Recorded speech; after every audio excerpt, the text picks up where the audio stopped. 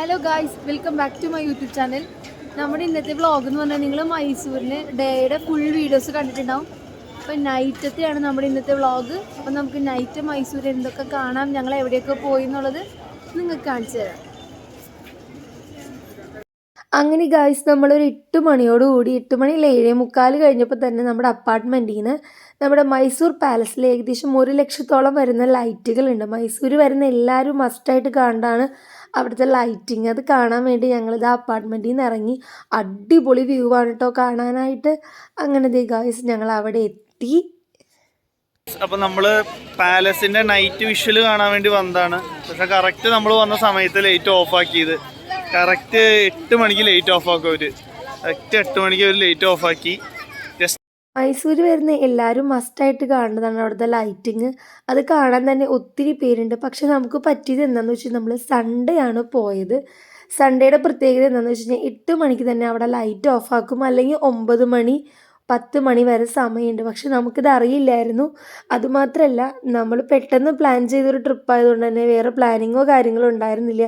പിന്നെ ഒത്തിരി ടയേർഡായതുകൊണ്ട് തന്നെ നമ്മൾ അത്യാവശ്യം കുറച്ച് നേരം കിടന്ന് ഉറങ്ങിയ ശേഷമാണ് കേട്ടോ അവിടെ എത്തിയത്. പിന്നെ കുറേ കച്ചവടക്കാരുണ്ട് അവിടെ നമ്മുടെ പാലസിന് ചുറ്റും. അതുപോലെ തന്നെ അവിടെ കുതിരവണ്ടിയിൽ കയറി കഴിഞ്ഞാൽ നമുക്ക് അവിടെ ചുറ്റും കാഴ്ചകൾ കാണിക്കും. അറ്റ്ലീസ്റ്റ് എന്താ പറയുക, അറ്റ്ലീസ്റ്റ് അല്ല, നമ്മുടെ ഈ പാലസിൻ്റെ തൊട്ടടുത്ത് വരെ പോകാനായിട്ട് കുതിരവണ്ടിയിൽ 500 രൂപയാണ്. ഒരു 2-3 കിലോമീറ്റർ ചുറ്റണമെങ്കിൽ 1000 രൂപയും. പക്ഷെ നമ്മൾ അതിലൊന്നും കയറിയിട്ടുണ്ടായിരുന്നില്ല. കാരണം വണ്ടി പാർക്ക് ചെയ്യാൻ തന്നെ കുറച്ച് ടാസ്ക് ആയിരുന്നു. അപ്പോൾ അതൊക്കെ കഴിഞ്ഞ് ഞങ്ങൾ ഇനി അടുത്ത സ്ഥലത്തേക്ക് പോകാം. ഇനി അടുത്ത സ്ഥലം മിസ്സാവണ്ട എന്ന് വിചാരിച്ചിട്ട് തന്നെ നമ്മളിതാ അവിടേക്ക് പോയി. അപ്പോഴാണ് നമ്മളവിടെ മൈസൂർ എക്സിബിഷൻ കണ്ടത് കേട്ടോ. പക്ഷേ പ്രത്യേകിച്ച് ഞങ്ങളൊന്നും പ്ലാൻ ചെയ്യാത്തതുകൊണ്ട് തന്നെ ഞങ്ങൾക്ക് എവിടേക്കാണ് പോകേണ്ടത്, എന്താ ചെയ്യേണ്ടതെന്നൊരു ഇതുണ്ടായിരുന്നില്ല. നമ്മൾ എവിടെ ട്രിപ്പ് പോകുമ്പോഴും പ്ലാൻ ചെയ്ത് പോകണം. പക്ഷെ ഞങ്ങൾ പ്ലാൻ ചെയ്ത് പോയില്ലെങ്കിലും ഞങ്ങൾക്കൊരു അടിപൊളി ട്രിപ്പായിരുന്നു കേട്ടോ. ഈ കാണുന്നതാണ് മൈസൂർ എക്സിബിഷൻ. ദസറ ആഘോഷത്തോട് റിലേറ്റ് ചെയ്തിട്ടാണ് ഇവിടെ എക്സിബിഷൻ നടത്തുന്നത്. ഏകദേശം ഒരു അത്യാവശ്യം ദിവസങ്ങളിൽ ഉണ്ടാവും കേട്ടോ. നമ്മുടെ അടുത്ത പോലെ കുറച്ച് ദിവസം മാത്രമല്ല എക്സിബിഷൻ, കുറേ നാളിവിടെ എക്സിബിഷൻ ഉണ്ടാവും. അതുപോലെ തന്നെ ഗെയിമുകൾ ഉണ്ടാവും, നമുക്ക് വാങ്ങാനുള്ള സാധനങ്ങളുടെ ഉണ്ടാവും, ക്ലോത്ത്, വീട്ടിലേക്ക് വേണ്ട ഫർണിച്ചർ, പാത്രങ്ങൾ, അങ്ങനെ എന്താ പറയുക, എക്സിബിഷനിൽ എല്ലാ സാധനങ്ങളും ഉണ്ട്. പിന്നെ നമുക്ക് ഒരുപാട് കയറാനുള്ള റൈഡുകളുണ്ട്. പിന്നെ ലൈറ്റിങ്ങും കാര്യങ്ങളൊക്കെ അടിപൊളിയാണ് കേട്ടോ കാണാനായിട്ട്. അതുപോലെ തന്നെ അഡൽട്ട്സിനാണെങ്കിൽ 35 രൂപയും കുട്ടികൾക്ക് 20 രൂപയാണ് അവർ ചാർജ് ചെയ്യുന്നത്. അങ്ങനെ നമ്മൾ വണ്ടിയൊക്കെ പാർക്ക് ചെയ്ത് ഉള്ളിലേക്ക് പോവുകയാണെങ്കിൽ നമുക്ക് ഉള്ളിൽ പോയിട്ടുള്ള കാഴ്ചകൾ എന്തൊക്കെയാണെന്ന് കാണാം.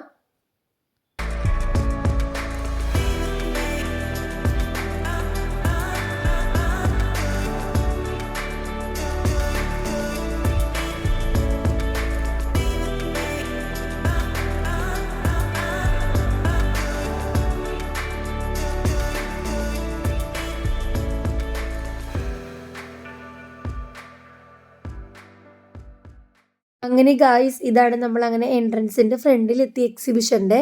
അപ്പം നമ്മൾ കയറുന്നോട് തന്നെ അടിപൊളി ഒരു വെള്ളച്ചാട്ടം ഉണ്ട് കാണാനായിട്ട്. അവിടെ നിന്ന് ഫോട്ടോസും കാര്യങ്ങളൊക്കെ എടുക്കാം. അവിടെ നിന്ന് തന്നെ നമുക്ക് കച്ചവടക്കാരെയൊക്കെ കാണാൻ പറ്റും. അപ്പോൾ അത് അവർക്ക് അവിടെ ടിക്കറ്റ് കാണിച്ചിട്ട് വേണം നമ്മൾ ഉള്ളിലേക്ക് കയറാനായിട്ട്. നമ്മുടെ പാലസിൻ്റെ ഓപ്പോസിറ്റുള്ള ഗ്രൗണ്ടിലാണ് കേട്ടോ. ഇതിൻ്റെ തൊട്ട് ഫ്രണ്ടിൽ തന്നെയാണ് നമുക്ക് പാർക്കിങ്ങും ഉള്ളത്. മെയിനായിട്ട് നൈറ്റ് പോയി കഴിഞ്ഞാൽ കുറേ ഫോട്ടോസ് എടുക്കാം. അതുപോലെ തന്നെ നമുക്ക് കുറേ കാര്യങ്ങൾ വാങ്ങാനൊക്കെ പറ്റും. കയറി ചെല്ലുമ്പോൾ തന്നെ ആ ഫ്ലവേഴ്സൊക്കെ വെച്ചിട്ട് ഇങ്ങനെയാണ് അവർ ഡെക്കറേറ്റ് ചെയ്തിരിക്കുന്നത്. ഇത് റിയൽ ആയിട്ടുള്ള ഫ്ലവേഴ്സ് ഒന്നല്ല കേട്ടോ, പക്ഷെ നല്ല ഭംഗിയുണ്ടായിരുന്നു കാണാനായിട്ട്. ഒരുപാട് ആൾക്കാരും ഉണ്ടായിരുന്നു.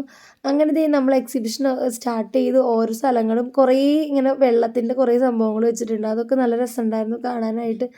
നമ്മൾ ഷോപ്പിംഗ് ഒന്നും ചെയ്യുന്നില്ല, കാരണം ലഗേജൊക്കെ ഇനി നമുക്ക് കൊണ്ടുപോകാൻ മടിയായതുകൊണ്ട് തന്നെ, ഉണ്ണി കൂടെ ഉള്ളതുകൊണ്ട് തന്നെ നമ്മൾ ജസ്റ്റ് എല്ലാം ഒന്ന് കവർ ചെയ്ത് പോണു. റൈഡുകളിൽ കയറാമെന്ന് വിചാരിച്ചു. പിന്നെ ലാസ്റ്റ് ആയപ്പോഴത്തേക്കും നമ്മൾ കയറിയില്ല. കാരണം ഞാൻ പറഞ്ഞില്ലേ, വെളുപ്പിന് നമ്മൾ 2 മണിക്ക് വന്നതുകൊണ്ട് തന്നെ അത്യാവശ്യം നല്ല ടയേർഡായിരുന്നു. രാവിലെ പിന്നെ നമുക്ക് വേറെ കുറേ സ്ഥലത്തേക്ക് പോകാനുണ്ട്. അപ്പോൾ നമ്മൾ ഉള്ളിലേക്ക് കയറുമ്പോൾ ഇങ്ങനെ ലൈറ്റിങ്ങും അതുപോലെ തന്നെ ഇങ്ങനെ വെള്ളമൊക്കെ കാണാൻ പറ്റും. പിന്നെ എനിക്ക് ഏറ്റവും ഇഷ്ടമായ സംഭവം എന്ന് പറയുന്നത് ഇതാണ്. ഇത് ഫ്ലവർ വെച്ചിട്ടാണ് ചെയ്തിരിക്കുന്നത്. അടിപൊളിയാണ് കേട്ടോ കാണാനായിട്ട്.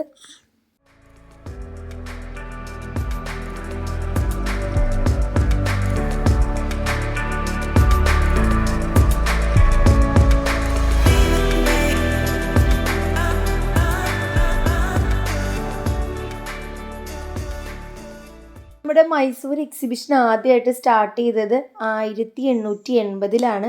അന്ന് നമ്മുടെ മൈസൂർ രാജ്യം ഭരിച്ചിരുന്നത് മഹാരാജാവായ ചാമരാജേന്ദ്ര വാദ്യാരാണ്.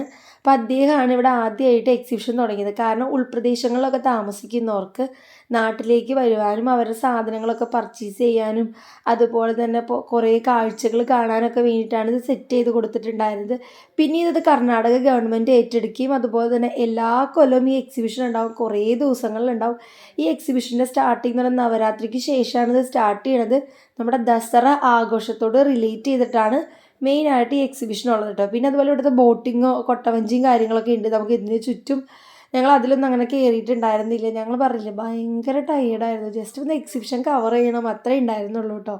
നമ്മൾ 2-3 ദിവസമൊക്കെ സ്റ്റേ ചെയ്യുകയാണെങ്കിൽ നമുക്കൊന്ന് എക്സ്പ്ലോർ ചെയ്ത് നിൽക്കാനൊക്കെ പറ്റും. പക്ഷേ ജോബിൻ ചാൻ്റെ ഡ്യൂട്ടി ഉള്ളതുകൊണ്ട് തന്നെ നമുക്ക് പറ്റിയിട്ടുണ്ടായിരുന്നില്ല. ഞാൻ ആ ബോട്ടിങ് കാണിച്ചു തരാം, കൊട്ടവഞ്ചിയൊക്കെ. എല്ലാവരും കയറണമെന്നും ഉണ്ടായിരുന്നില്ല കേട്ടോ, കുറച്ച് ആൾക്കാരെ കയറുന്നുണ്ടായിരുന്നുള്ളൂ.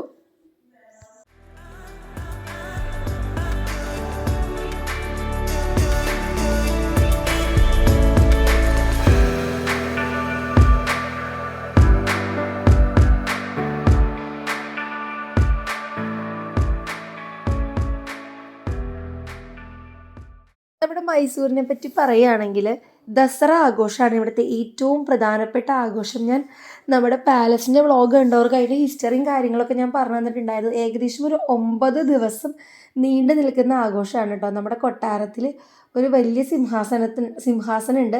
അതിലത്തെ ചാമുണ്ടേശ്വരി ദേവീനെ കൊണ്ടിരുത്തിയിട്ട് ആ സിംഹാസനം പുറത്തേക്ക് എഴുന്നള്ളിക്കുന്ന ചടങ്ങൊക്കെ ഈ ദസറ ആഘോഷത്തോട് റിലേറ്റ് ചെയ്തിട്ടാണ്. എന്താണ് ദസറ ആഘോഷം എന്ന് ഞാൻ അറിയാത്തവർക്ക് ജസ്റ്റ് വേണ്ടി പറഞ്ഞു തരാം. അതായത് തിന്മയുടെ മേളിൽ നന്മ വരുന്നത് റിലേറ്റ് ചെയ്തിട്ടാണ് നമ്മുടെ ദസറ ആഘോഷമുള്ളത്. ഒരു ഹിസ്റ്ററി പറയുകയാണെങ്കിൽ എരുമയുടെ തലയുള്ള ഒരു രാക്ഷസനായിരുന്നു നമ്മുടെ ഈ മൈസൂർ സ്ഥലം ഭരിച്ചിരുന്നത്.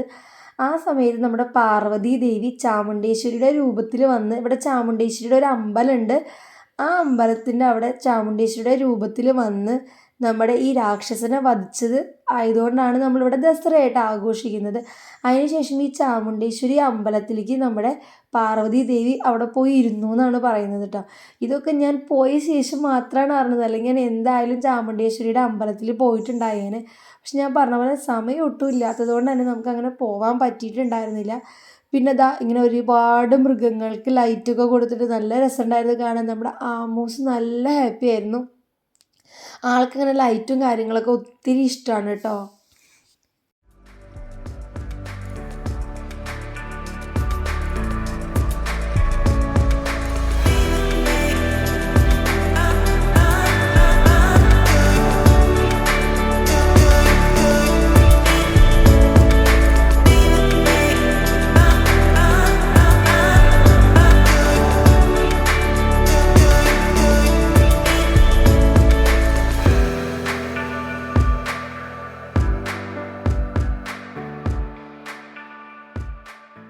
നമ്മൾ കാണാൻ പോകുന്ന റൈഡുകളാണ്. ജോബിൻ ചേട്ടനും പിക്കുവിനും റൈഡുകളിൽ കയറാൻ നല്ല ആഗ്രഹം ഉണ്ടായിരുന്നു.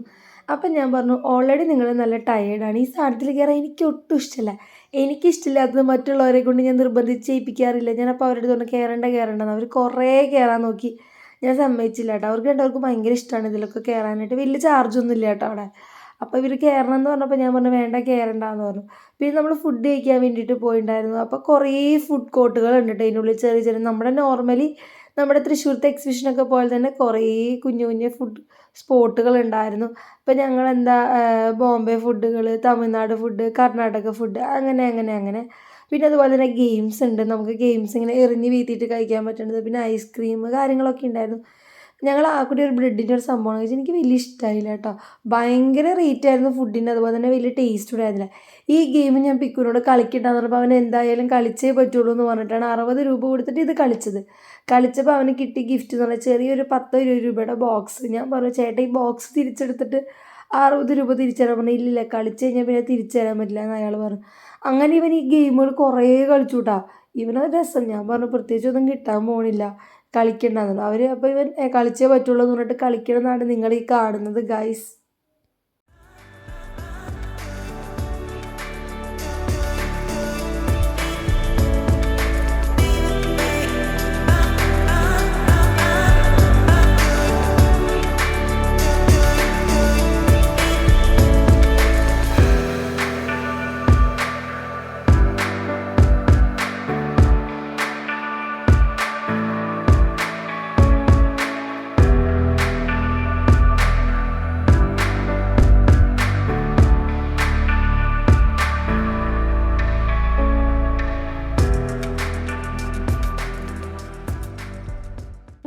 ഗെയിമൊക്കെ കളിച്ചത് കുറച്ചും കൂടി മുന്നോട്ട് പോകുമ്പോൾ ആ സ്നോ വേൾഡ് ഉണ്ട്, അവിടെ നമുക്ക് കയറാൻ പറ്റും.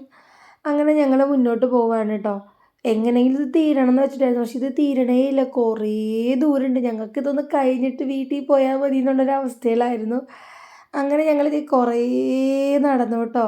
ഇതിലൊക്കെ കയറാൻ അവർ ഒരുപാട് വാശി പിടിച്ചു ഗൈസ്, പക്ഷെ ഞാൻ സമ്മതിച്ചില്ല.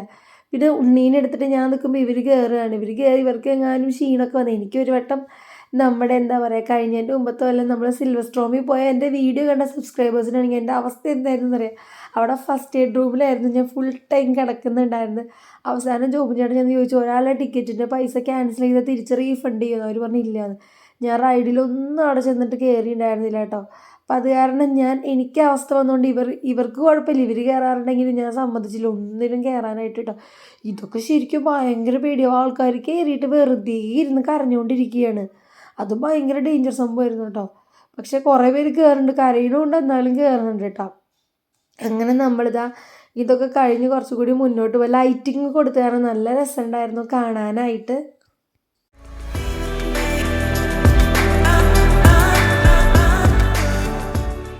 ഫൈനലി നമ്മൾ കുറച്ച് സാധനങ്ങൾ മാത്രമേ വാങ്ങിയിട്ടുണ്ടായിരുന്നുള്ളൂ. അപ്പം തന്നെ സമയം ഒരുപാട് വൈകി. നമ്മുടെ അവിടുത്തെ പോലെ പാതിരാത്രിയിൽ അവിടെ ഫുഡൊന്നും കിട്ടില്ല.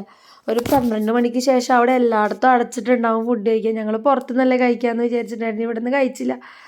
അങ്ങനെ ഗായ്സ് ഞങ്ങൾ ഫുഡ് കഴിക്കാൻ പോയത് അതിലും വലിയ ടാസ്ക്കായി. ഫുഡ് കഴിക്കാൻ പോയിട്ട് കുറേ കടകൾ തപ്പി നടന്നു. എല്ലാം അടച്ചടച്ച് ഫുഡ് കഴിഞ്ഞു എന്നാണ് പറയണത്. നമ്മളിത് ഇവിടെ നിന്ന് ഇറങ്ങിയപ്പോൾ തന്നെ ഒരു 12 മണി കഴിഞ്ഞിട്ടുണ്ടായിരുന്നു. പിന്നെ എന്താ പറയുക, അടുത്തടുത്ത് കടകളേ ഉണ്ടായിരുന്നില്ല. നമ്മുടെ അപ്പാർട്ട്മെൻറ്റിൻ്റെ അവിടേക്ക് അത്യാവശ്യം നല്ല ദൂരം ഉണ്ടായിരുന്നു കേട്ടോ. അപ്പം ഞങ്ങൾ പോകുന്ന വഴിക്ക് കുറേ കട തപ്പി ലാസ്റ്റാണ് ഒരു കട കണ്ടുപിടിച്ചത്.